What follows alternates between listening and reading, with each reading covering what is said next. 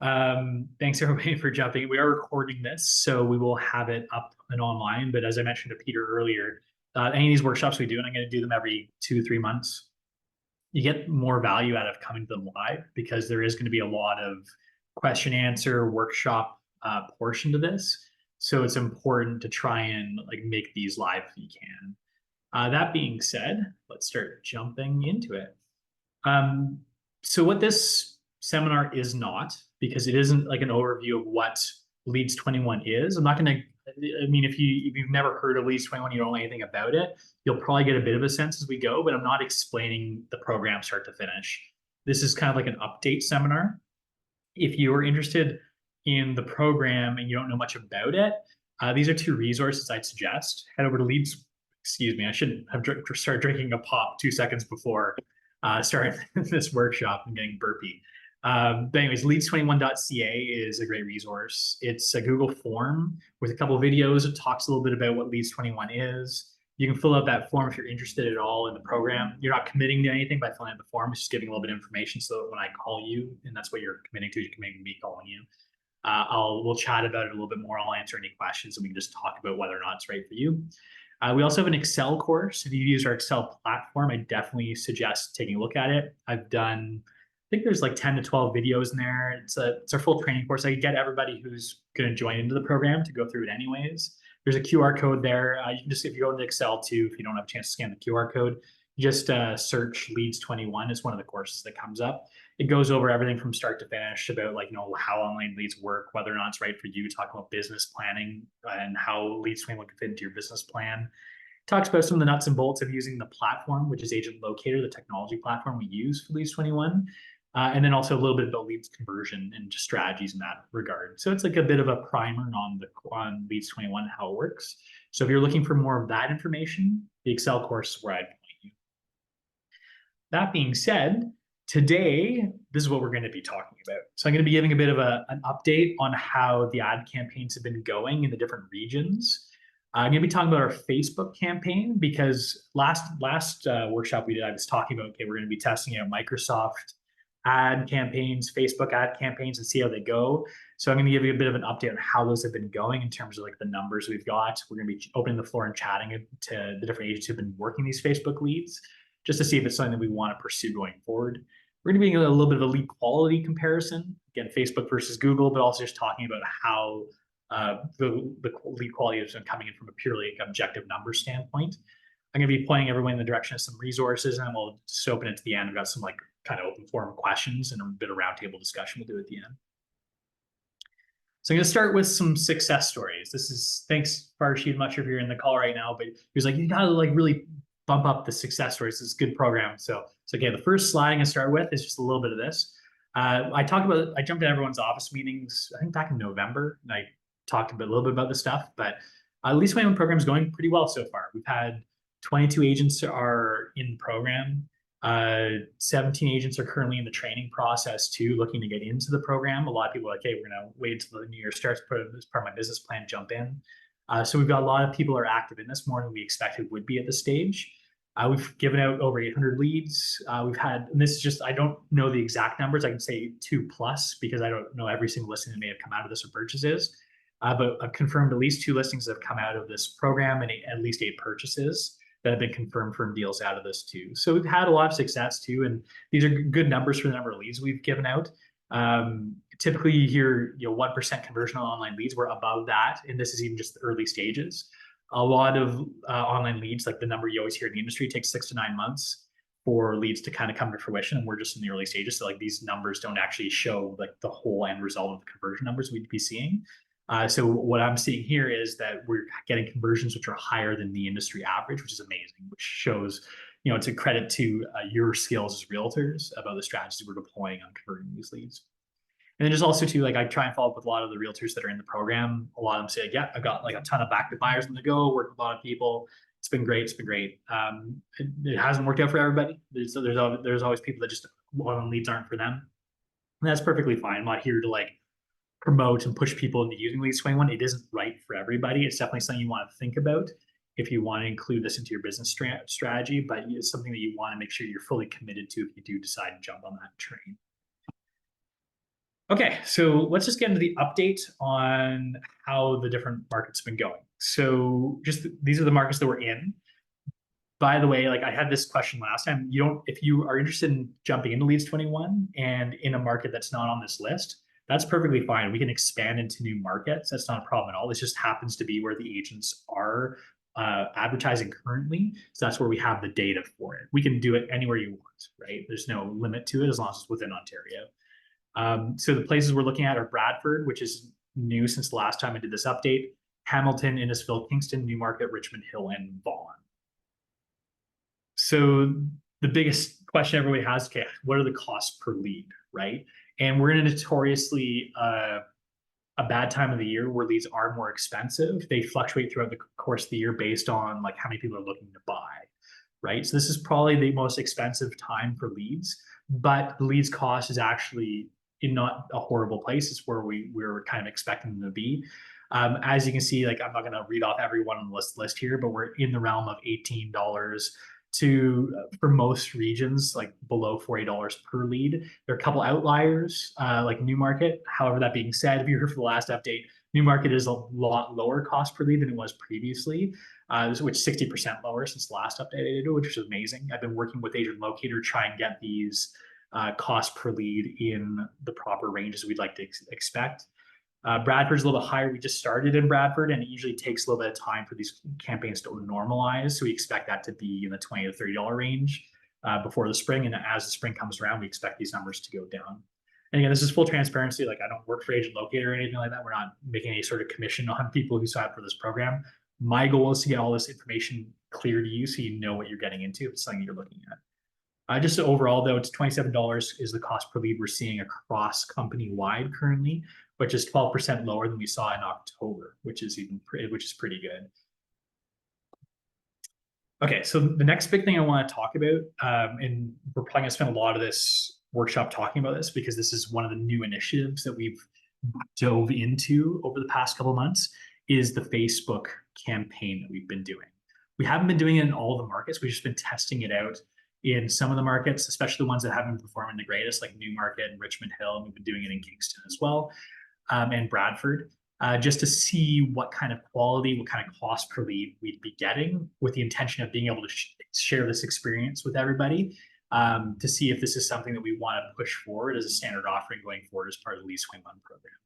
So it is a beta project for now, but we're likely going to be opening this up to everybody after we have this discussion. So just explain to everybody like what the difference is between the Facebook type of leads and the Google type of leads, because there's a notable difference. And this is good just for everybody to know, even the people that are currently working the Facebook leads.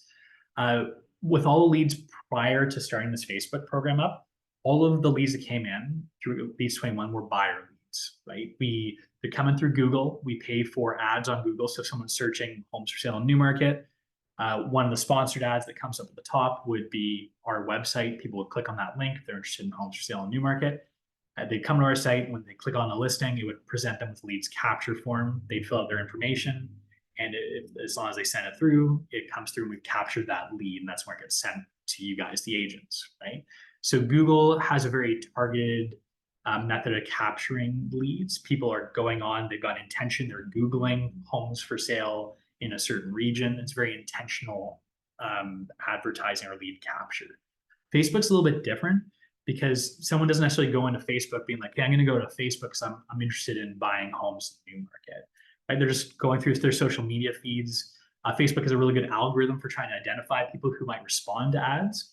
But what happens is we get these ads, like the two that I've shown up on the screen here, which will pop up in their feed. And if they have any sort of interest in, say, on the left here, homes in Newmarket under $900,000 or whatever the ad happens to be, they'll click on it and it'll say, okay, like we're going to send you this list, just fill out your contact information. It pre-populates it with their information from Facebook. So it has like the Facebook verified phone number and email in there.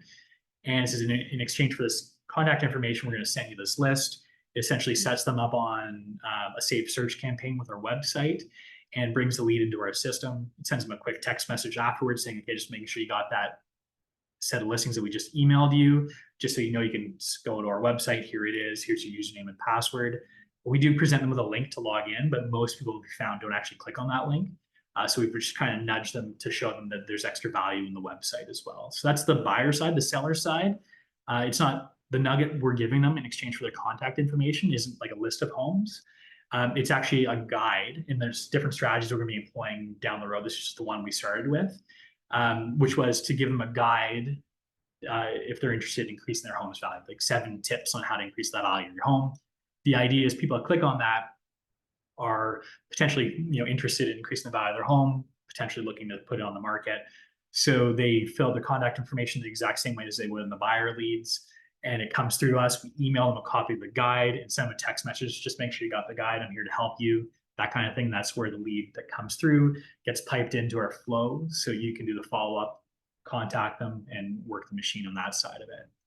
So like I said, these pop up in their Facebook feeds. It's not like they came into Facebook looking specifically for like information on how to increase the home's value, how to find places for sale in whatever region they're in. But we want to turn this passive interest, or maybe an active interest, you don't know, right, into a converted lead. So it's a little bit different of a way that they come in. So it's just one thing I want to make sure that anyone who's working them first off knows, but anyone who's like looking to get into the Facebook side of things, understand how they come in, because knowing people's motivation is very important when you're trying to service that lead. So I just put a couple of notes here. The kind of key important thing is on the Google side of things. The Google leads, it's an active interest, right? People are looking specifically for something. So they Google it, they come across the ad. Whereas Facebook, it's more passive interest, potentially active interest as well, but you don't necessarily know that just because of the way the lead comes in. Okay. So the costs of these leads for Facebook have been absolutely phenomenal. The different regions here, it's for the buyer leads, it's $3 to $4.29 per lead that comes in. The seller leads, they're a little bit more expensive, but $5.20 to $6.70 depending on the market. So these are 5-6 times less expensive than the Google leads.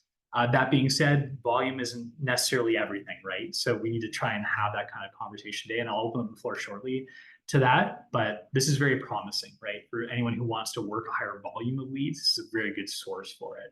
So that's one of the definite positives I'm seeing out of the Facebook campaign, and like these are very encouraging numbers.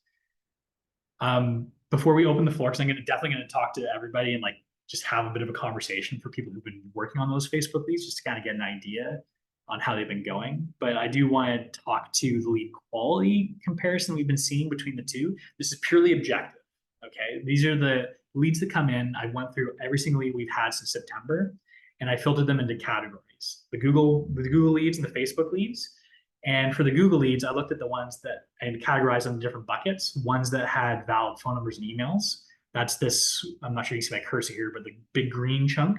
It's got the green phone and the green @ symbol. It means it's got a valid phone number and a valid email. So 59.4% of Google leads that came in had a valid phone number and email. They're validated because like the text message was sent to them, was accepted, it didn't bounce back, and same with the email. They could put in like their neighbor's phone number and email address, who knows, but like they're valid and validated ones. So that's how we determine that. Then the next slice of the pie here, 8%, that's ones that have valid phone numbers but not valid emails. So that's the second highest quality. 18.1% had a valid email but not a valid phone number. That's again the next highest quality. And then finally, 14.4% of them didn't have a valid phone number or email, no way to get in touch with them. So we're going to call those, for the sake of the argument, junk leads. But in general, 85% plus of the leads that came in had a valid piece of contact information coming through the Google side of things. On the Facebook side, the numbers are a little bit better.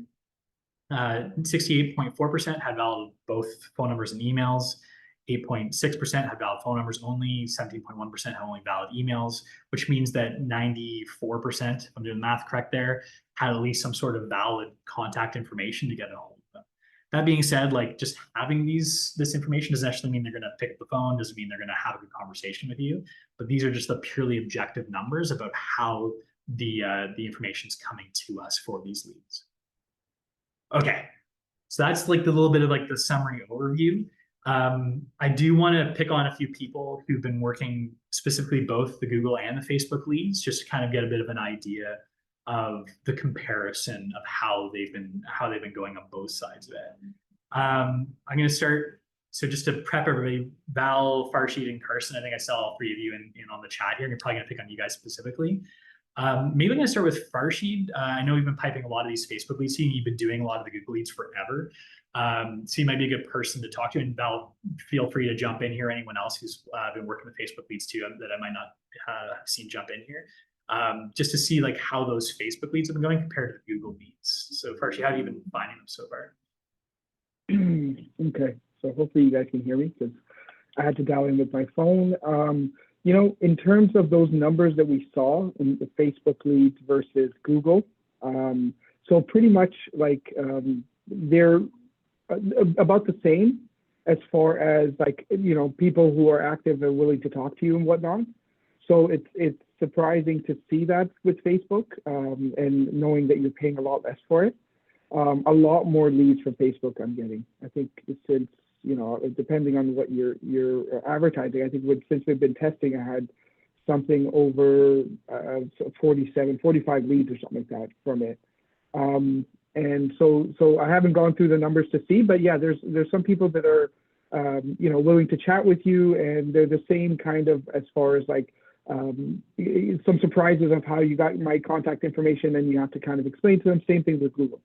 The only thing I have with the Facebook leads is just in terms of a question, maybe we can handle it later on, is that you can't see what kind of things they've searched for once you start sending in leads. Like none of my Facebook leads I've seen, there's a category there that says lead not active, and it shows what properties they've looked at. So I don't know if that's like a technical issue or I think one person who came through Facebook I spoke to, they had trouble logging in. So I'm not sure how the flow works. And it's not like the Google where once you click on the email, it'll automatically log you in as the user. So I guess there's some sort of cookie or something that doesn't stick to them, and then they have to log in or something. So they never log in. That's yeah. But with Facebook, I haven't seen anything lower than Google and any difference. So it's good. That's definitely like one thing we identified early on as well. And I tweaked the way that the communication, the automatic communication worked with the agent, not the agents, the leads. Because with the Google leads, they get directed to the site, and then the leads capture happens on the site, right? So it automatically logs them in and everything. For Facebook, the leads capture is actually on the Facebook side, right? They come in, they had to fill out the leads capture form in like the Facebook platform. And then at the very end of it, they're presented with a link to click to come visit our site. We email them the listings, but a lot of them don't see that link at the bottom or understand it. That's why I send a text message afterwards saying, okay, here's our website. You just log in with the email that you provided and the phone number you provided as the password. And we've noticed that more people have been logging in, but still the vast majority don't, right? They just take that email they get originally sent to them, and they don't necessarily engage in the website.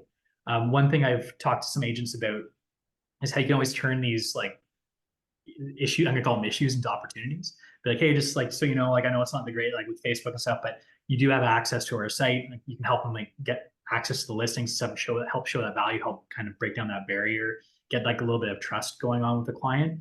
Given like that white glove concierge service, I always saw as like potentially an opportunity. There's obviously like the negative to it is you don't get to see all the listings they're interested in everything before you pick up the phone, which is something that you can do with the Google side of it. But trying to like lead people into using the website and like letting them know that that's a resource. I'm not just sending you emails. You can also check out the website, and you can do searches yourself. Is a good kind of lead into like developing that relationship with the lead. Val, how have you been finding them? I know you've got a lot of them up here in the Kingston area too. Yeah, I've gotten like quite a number of them, which is fantastic. My issue is kind of the same as Farshid's, is that I can't, obviously, like I've talked to you about it too, like I can't see what they've looked at. I've only had, I think, one person go back on and look and utilize that link, and so that was nice. And I think that's also the only person I've had that actually has been like willing to like have a conversation and like kind of continue a relationship. Like I've gotten a hold of a couple, but some of them I thought would kind of pan out into somebody that did want to keep in touch, just have like kind of dropped off, which honestly was a little bit surprising. But the thing is like I'm a little torn because the contact information is like the charts here, it shows like it's you more consistently get both contact forms that are valid, which I've enjoyed. It's nice to know that it's nice to have both, because then you can either set them up for an automated search on Matrix or whatever. But I feel like they're just I'm torn because the cost per lead is so much better. So it's really nice. You get a higher volume, and you can make more phone calls, and that's great. But I can't seem to get a hold of the people coming through the Facebook ads the same way I can that come through the Google ads. I I find I also get better results with them picking up if I call them outside of that 5 minute time frame. I feel like if I call for Facebook, if I call them within the 5 minutes, it feels like they know that they click something, so they're not going to pick up. Whereas with Google, there's so much more intent that like they're okay with picking up, because they're like, oh, cool, it was like really okay, it's a real site and everything's fine. But like Facebook, they're like, I don't. It feels like they don't want to like deal with it. They were like, I just wanted to click and look and see what was there. Um, I'm still very torn on it, because I really do like the quality of the Google leads, but I like I like the cost of those Facebook leads. They're great. Yeah, at the end of the day, it's whatever leads can bring the business, right? And that's Yeah, what I'd like but to make sure, like, chat with everybody about who's been doing both today, just kind of get that idea. And we're probably going to be continuing the Facebook ad campaigns going forward. One thing that I think that we're gonna, and again, this is something I was going to address on a later slide, but I think we're going to separate the two, so you can decide, like, if you want to put money into Google or Facebook. I'm not going to like blend the two together, just so that everyone who is interested in the program or is already in the program, like, wants to dabble in one versus the other, they can. Like, maybe they can work exclusively Facebook leads or exclusively Google leads, and we don't like blend the two together. One thing that I saw you like nodding, actually, so I want to pick your brain on this one too. Valerie mentioned like she wasn't getting much action if she called like within the first 5 minutes, the lead coming in. I know you've always been a bit more on the like passive aggressive side of following up like right away, which goes against what a lot of trainers and like people's experience would say. Like, you want to contact them like immediately as soon as they kind of come through as a lead. I just want to get your take on that too, and like, have you been finding that with the Facebook side of things too, what Valerie's saying? Like, you just kind of give people a little bit of space before you contact them, and has that been more successful, or what you've been seeing there? Yeah, that's just my style. Yeah, exactly. So I'm just mimicking what I do with Google. I don't touch base with them right away, and that's just the style that I've been going with. And one of the things actually I want to also look at is the Facebook. There's two ads there. There's seller and buyer side, right? So I don't know if Val has dealt with any of the sellers. Have you got any seller leads at all? Yeah, she has. So in Kingston, we've been doing both the buyer and the seller, as well as Newmarket. So you both would have been getting both Okay. sides of those. Yeah. Just to say, with sellers, obviously now I've learned to kind of Google the name first, because a few of them, when they first came in, were realtors. Actually, funny enough, some of the realtors within our own brokerage. Mm-hmm. So, it pings them right away. I think your system pings them right away. And then I have some that ping me back to say, hey, actually, I'm a realtor within your brokerage.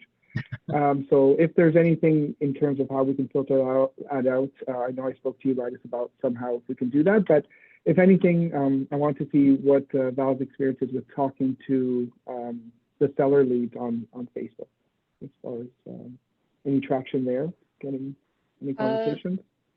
Actually, let me double check if the one is or not. I haven't really had. I wasn't vigilant enough at the start to realize that maybe it was just on the app. It wasn't showing as clearly which ones were buyer and seller. Yeah, you have to go on the e-campaign to see kind of what Yeah. campaigns attached to it to tell. But you're right. That's the other thing also, Ryan. If we can change the FD dash whatever to kind of indicate that the seller versus the buyer. Yeah, so the way that it's currently indicated in the system, you get the different tag. I mean, I know it's not ideal. You get the tags, which have the dark blue for Facebook buyer leads, and then the light blue are the Facebook seller leads. That's how I've been disseminating them so far. There's a technical reason we keep the sources the same, just for the distribution purposes, so it keeps it a little bit simpler. But while Val's looking through that, one person we haven't heard from too is Carson. I saw him in here. Carson, I'm not sure you got audio and such too, but you had much success. I know Archie's asking about the seller versus buyer. Have you noticed any difference between those sides of it too? Because that's another question too, is whether we want to push the buyer side or the seller side. more based on the leads that have been coming in. Carson, you around?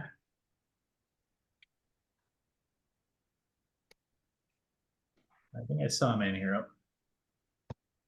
Not sure if you're talking, Carson. I saw you unmute your mic, but we can't hear you if you're talking. Well, either way, like we've got this avenue for potentially like trying it down the road. One thing I want to see is what I'll probably do, and I'll make sure I put this correspondence out to everybody who's part of the program. But right now we've got bronze, silver, gold packages for Google. We'll probably do something called like a social media boost where you can basically augment that by adding an extra campaign for Facebook or Instagram ads. I'll probably institute lower tiers as well because the cost per lead is lower. We have that opportunity. So we might be able to make it for anyone who's a bit more of on a tight budget but still wants to work online leads. We can have a little more cost-effective program for those people. So for anyone who doesn't know, who's just maybe tuning in, hasn't seen the pricing structure for this, the way that it currently works it's $60 for access to the platform. That gets you like the CRM. And then on top of that, we pay for advertising. So there's a bronze, silver, and gold package. The bronze package is $165 a month. The silver package is twice that, and the gold package is 3 times that. So instead of jumping into that side of things, which is the Google leads, we will also have maybe a gold, silver, bronze package for the Facebook side, which is lower cost tiers too, just to get people to be able to dip their toes into it. Yeah, so I think that's general. I'm going to show some resources before we like open the floor a little bit more again too. We can chat to some of the agents who maybe aren't working the Facebook lead, see if they've got any sort of interest, because I think we might have sparked their interest as well in dabbling in different markets here.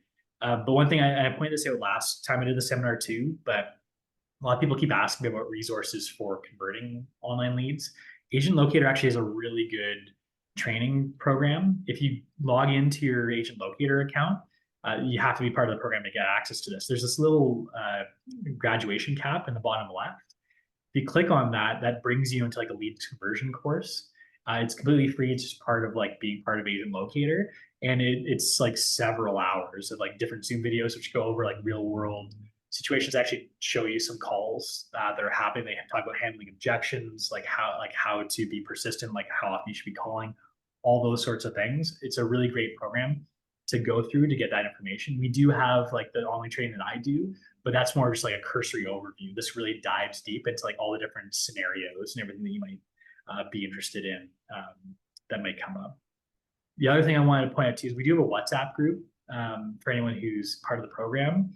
If you're not part of the program, feel free to join it too. It's kind of like a support group for Lead Swayman program. I also post in there when we're doing these workshops. You can always just send me an email or text me if you don't get a chance to scan this QR code to join the group. But that's just something I want to make sure everyone's aware of, that does exist for anyone who's interested in joining that. So I'm going to open back up to the roundtable. I'm going to pick on some people I haven't heard from so far. I do have some kind of guided questions, but we'll just kind of chat about things in general. If anyone has any questions, they can definitely jump in too. Irene, I know you've been working some of the Facebook leads too. Maybe I should have grabbed you. I just noticed you're there as well. How have you been finding those that have been coming in? Because we've been piping some of them to you in the Newmarket area as well. They're mostly buyers than sellers. I find the buyers are more receptive to talk to me and engage somewhat. Nobody's like immediately like there's no like really hot leads, I'd say, but I'd say it's like a 50-50 if I get a hold of them. Either right away I weed them out, because I've had realtors, I've had people totally out of the area said they clicked on it by accident, right? So it's really, I think, important to make the calls and weed them out if they're not legitimate, right? But I am having a hard time with the seller leads to transition into like maybe getting them a CMA. Like nobody wants to engage past that initial email, right? So they got the 7 tips and nobody wants to talk any further. So I'm trying to, I don't know, I need, I guess, advice on that, how to convert them into like, do you want to, possibly do a market evaluation? Nobody wants to give a little bit further information, let's say about their home or their address, right? I'm trying, but I'm finding that difficult. Yeah, and buyer leads are it's a lot easier to see the path, right? Yeah. Because like you're trying to help them find places so you can show them value and like helping them with that search. Whereas the seller leads, it's a bit more difficult, right? Like you said, I think the barrier to entry is a little bit higher. I'd be very curious because I know Farshi's been working leads for a long time, and I know that he's been doing seller leads as well as buyer leads, not just through Facebook. Um, do you have any specific strategy that you've employed in the past, Farshi, that you found to like help overcome that obstacle, or is it just the nature of like the seller leads being a bit harder to work? Yeah, so the seller leads is, either a seller intake form that I have from previous programs and stuff, and I go through the steps that way with them once I get them talking. And the other thing I was actually going to suggest, and it's good that Irina mentioned it, is that instead of maybe giving them that little tidbit of information to get the seller lead for the 7 tips to improve value of their home, I was going to ask, because I've seen other realtors do free home evaluation campaigns, right? So let's say we put up our heritage sign or whatever and say, hey, free home evaluations. What is your home worth, right? That maybe then captures a bit more. The other thing I do, Irina, is obviously if I want to find out if they're sellers, I'm always doing this regardless of who I'm talking to. I kind of check online, obviously Geo Warehouse, and see, if they're Newmarket, Vaughan, or whatever area, and I put their name and it pops up there. I do kind of see their address. You can, once you have that address, you can do different things, whatever you want to do. Go door knock that area, knock on that guy's door if you're not getting a response from them. But in terms of just going there, trying to set them up on, having that information, not necessarily that they'll call you, but then Googling them, meaning that going on Geo Warehouse and putting their name and seeing their address and maybe going that way if you don't get to them. So that's what I was going to say, Linus, in terms of increasing home value. If we can put, free home evaluation, what is your home worth? Something like that. Yep. Instant, whatever. And then it pushes them to whatever it is. And then also we have that program on Remarketer where there's that free home evaluation tool that we have, and it captures that on Remarketer, something to that extent.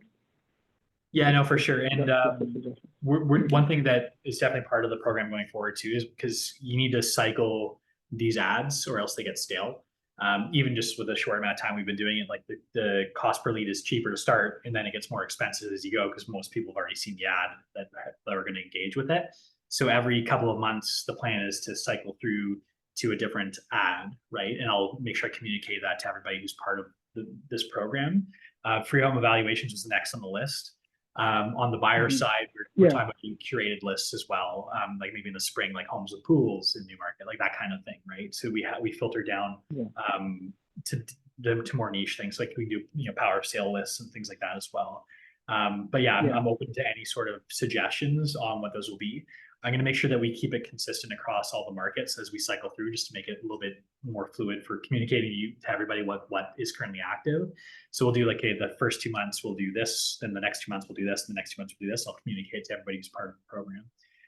But yeah, free home evaluations is definitely on the list. But if there's any other suggestions, that's how I get, like, to answer Irina's question, is the way I get those sellers to talk is exactly that, the free home evaluation. We're there in a couple of weeks doing some evaluations, and at least the value of your home in the current market. And kind of I've had some responses speaking about home evaluation. Yep. And any of these guides and things that we give them too, you can always think about how you can augment it with your knowledge. Like I've given everybody the copy of this guide who's doing it. There's obviously more than just like 7 ways to increase the value of your home. So you can always just talk to them about like some other things you'd suggest to be like, hey, like I know it was a short guide. I've got some more information I can give you too. I'm happy to stop by and give you like my advice in person, whatever it happens to be. But yeah, so I'll definitely be cycling through these, but it feels like the general sentiment's like everything's doing pretty well with these Facebook ads. So we're going to continue with pushing this going forward. That's for sure. I'll just have to think about how we position it in terms of like a pricing breakdown. I'll have something in place for February to kind of present to everybody about what those like tiered packages will be.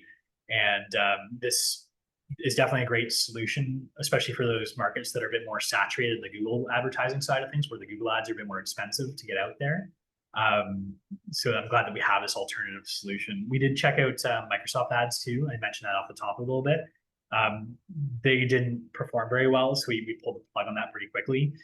They're very similar to Google Ads, but they just use Bing instead of Google. The idea is that yeah, not as many people use Bing, but not as many people are advertising there as well. So we're just checking out what the demand and the cost would be for that side of things, but it ended up being very comparable, or if not worse than Google. Yeah, so outside of that, Parsha, you got your hand up. Are you looking to add anything to that too, or is that just lagging? Yeah. So another question I had a few questions on the list here. Chatbots. So I had one of my leads that came in, I think it was Facebook. I'm just trying to remember here. Let me see. Yeah, through Facebook, I think it was. And then what ended up happening, I guess they went back on and, went on our site again somehow, either through my email or something, but it went through the catch-all, if you remember that person. And then you sent me a text saying, hey, I added them, realized it was your lead. I added it back to you. She got added twice. And then when it looked like for a little while, she was under your client, yourself, Linas.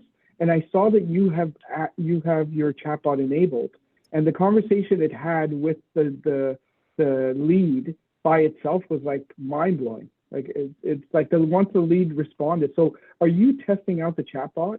And I did, and it has backfired as well with some of the information that it sent. It's not perfect. It was actually very unintentional. Like that one came in, I think another one came in that day as well. Or a couple days later, which it was engaging with, and it was very confusing. Some of the answers it gave back. It did continue a conversation with the person. I think it might have worked out in the end, but yeah, it's a little rough around the edges with some of the responses, but it does offer that opportunity for engagement, right? The idea for the chatbot is, just for anyone who's curious, if someone responds to like one of our text campaigns via text, we have the option of having a chatbot come in and carry the conversation on. It's always like, the idea is like, if you're not available to chat right away, the chatbot can kind of take over for you and have that conversation with them. But again, it is a chatbot. So, I mean, the AI is getting better every day, but it still can be a little hit or miss. The idea is they're trying to get the lead to engage, right? And that's one of the tools they have for it. It's always best to engage personally, but it's just an option that they have. So I've been playing around with it a little bit, more by accident than anything, before I disabled it. But it is a tool that we have in the tool belt if we want to decide to deploy it. Okay. Yeah, I just noticed overall the years that with Agent Locator, it was the texting worked better. So once I got someone talking via text, they would text me back and forth, and sometimes up to the point where I'm going to their house to do the home evaluation. And then I got them as a client, but I texted them more so. They responded well with text. They were having a harder time before seeing me in person than talking to me over the phone. So the text works. And if the AI chatbot, if you've tested and it's not as finicky, like for me in that case, it was spot on. Like it got the person speaking, and then the person explained that, we are looking, but in the next few years we're looking to downsize. So it talked back to it, and then at the end it ended the conversation saying, "Sounds good. Looking forward to reconnecting with you." Right? Like it was okay, but that's why I just mentioned the chatbot, because texting I find sometimes works a lot better with engaging people. Just I think it's the mindset of people these days. They rather text than chat with people. So my question to you, Parsha, too, is do you see the extra value in the chatbot versus, like, I mean, when you saw it come in, like presumably like it had already done its thing because it wasn't properly assigned, but if instead of the chatbot starting that conversation, like if you started it instead, do you think that, well, I mean, I'm assuming it'd be more valuable, but I'm just trying to see like where. Yeah. The thing for me, I think for me it's valuable because, again, the amount of leads we're getting, right? Like 1 or 2 leads a day, 3 leads a day. Sometimes you're doing other things, so you don't have time to respond, right? So it depends on volume. I would definitely say if you're not getting as much leads per day, just handle it yourself. But if you are getting a lot more leads, then it might be better at least to have those engaged, right? That's a filter system to be able to filter those, almost like an inside sales a little bit in terms of like the initial contact. Okay, this person engaged the chat, boom, you start talking to them, they're active, right? Yeah. So in those things, I'm always a little bit nervous, right, to let a chatbot take over, but I mean, they do show value, right, everywhere, and there's a reason they're popular. So. Okay, same one. I didn't know if you had it on. That's why. Okay, if it's still finicky, I'm not going to test. Yeah, I did turn it off. I didn't notice it was turned on for the catch-all. Just for anyone who's curious, I do explain usually when the first one comes in. But if someone comes in to our website, not through a campaign, it doesn't get automatically assigned to agents. So usually it's pretty obvious. I'll be like, hey, they're looking for homes in Newmarket. So I've got a distribution list. So I'll make sure that it gets distributed accordingly. The first text messages may go out, they come from our catch-all address if I don't catch it fast enough. So it looks like it's coming from a different person instead of Farshid, which was the case in this situation. So something to be aware of. Is there anyone, I know, Brian, I've been talking to you a lot about like jumping into the platform. Is there any questions or anything that you might have to like pick the brains of Val, Irina, or Farshid here too, like that you may have as someone who's like looking to jump in here? I see your videos on Brian, so hopefully your mic's there too. Much of something if you had any questions or if you're wondering from an agent's perspective how things have been going. No, I'm just here to learn and listen and see if it makes sense for me or not, to be honest. Okay. So you turn your video on, I get to pick on you. That's how it works in these workshops. Thanks. Yeah, no problem. I know a bunch of. Is there anyone else who has any questions too, that or has anything they want to share? Farshid, Irina, Valerie, Carson. I know you guys have been using the program for a while. If there's any sort of like challenges if you come across. I mean, we've had a pretty good discussion so far.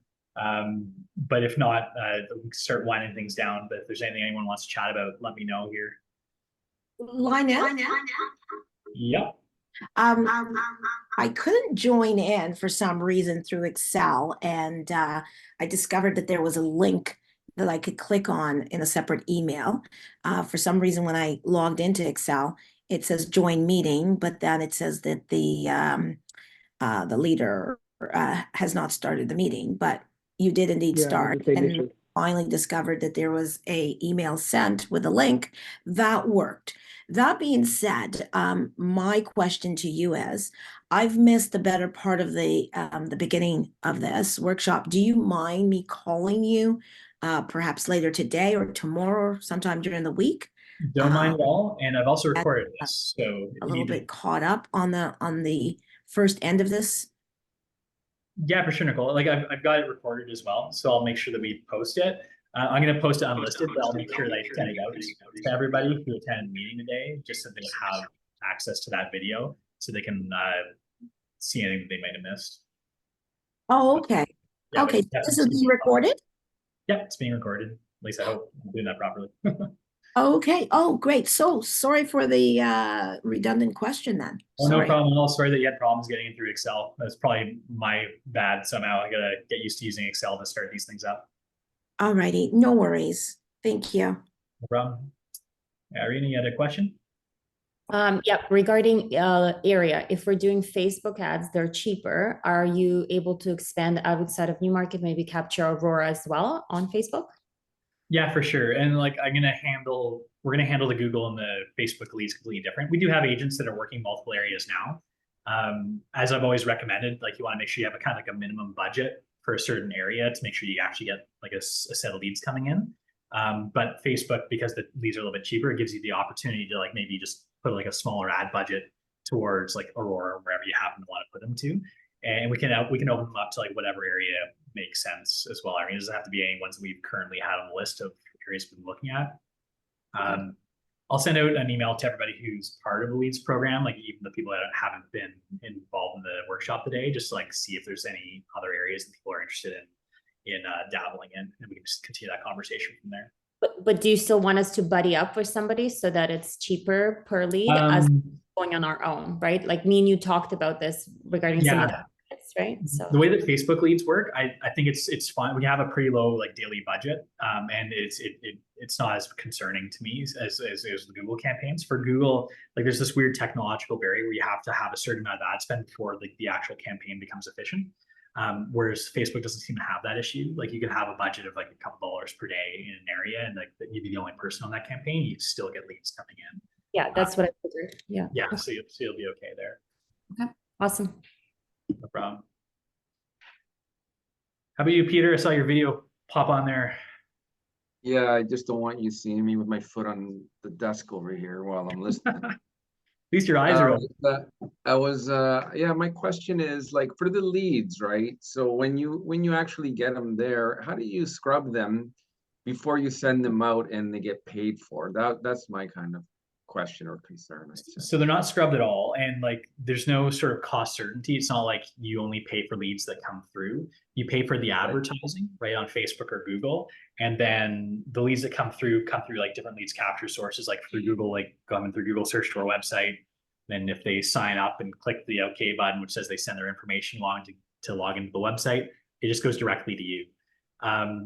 Agent Locator's technology for the website, they do their best to vet the information that comes in. Like there's a text message or email that's sent along pretty shortly thereafter, like they sign up.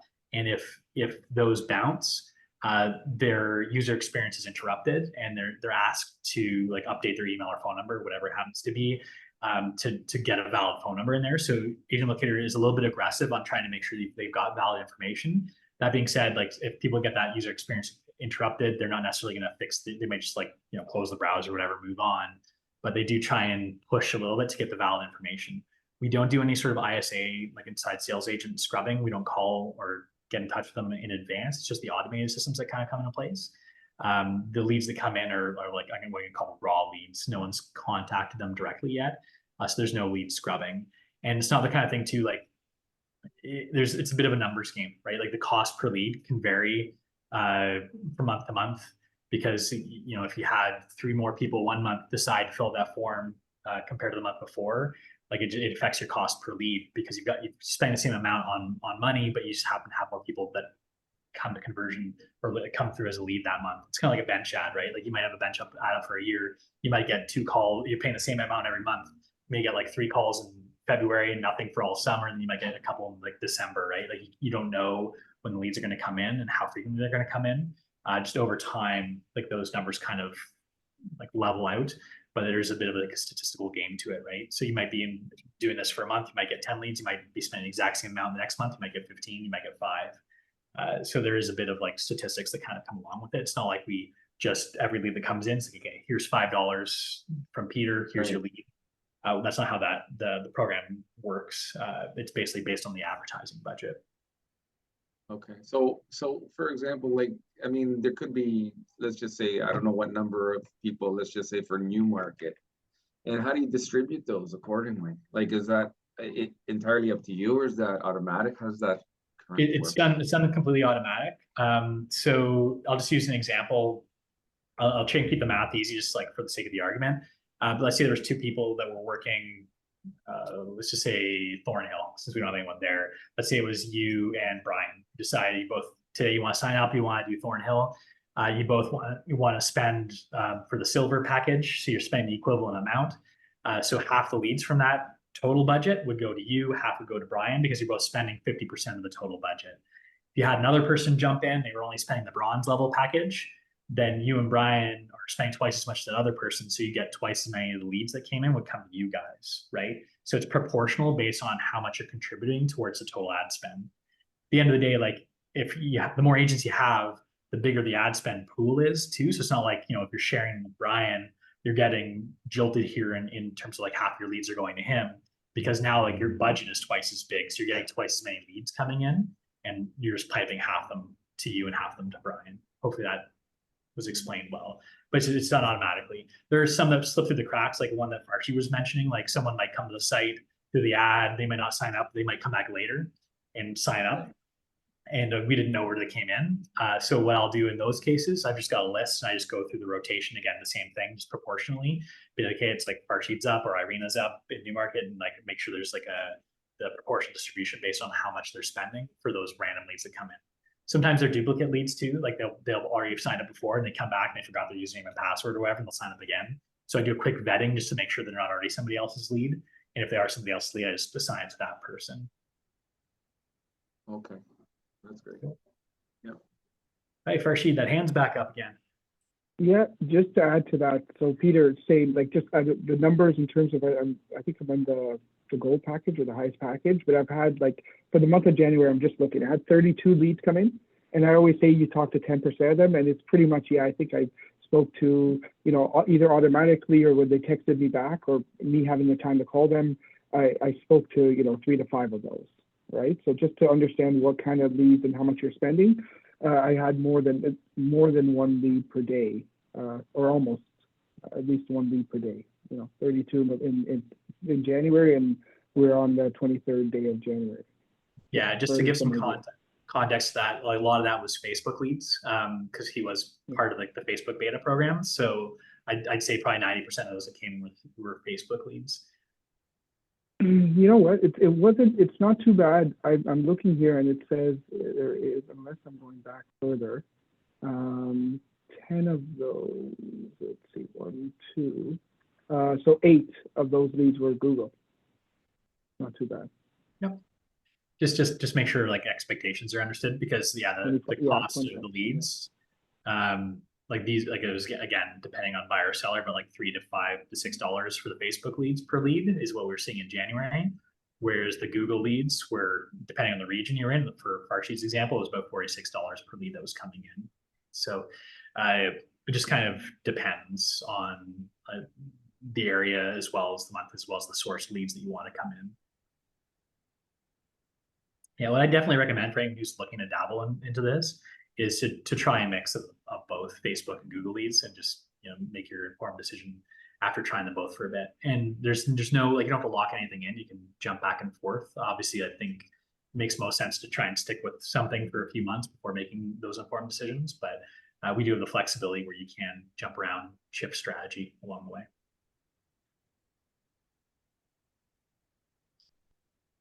Okay, there's no other questions or comments. I think we're going to wrap up. We'll be doing this again in a few months. We'll be giving another update on how everything's been going. We'll have more information on the Facebook program, maybe some new initiatives and things that we've got going. But I'll make sure to get in touch with everybody. I'll send out an email blast about this program. If anyone needs to get in touch with me, though, feel free. Again, my name's Linas Kilius. I'm the manager of the Kingston office, one of the owners of the company as well. If you can't get my number, just let me know. It's not hard to find me. Just linus.kilius@century21.ca is my email. My phone number is 613-453-2644. I'll put those in the chat right now as well, just so people have those handy. But yeah, feel free to stick around if you have any questions. But I think that's where we're going to wrap it up. Thanks for sharing, everyone. Thanks, Linas. Yeah, no problem.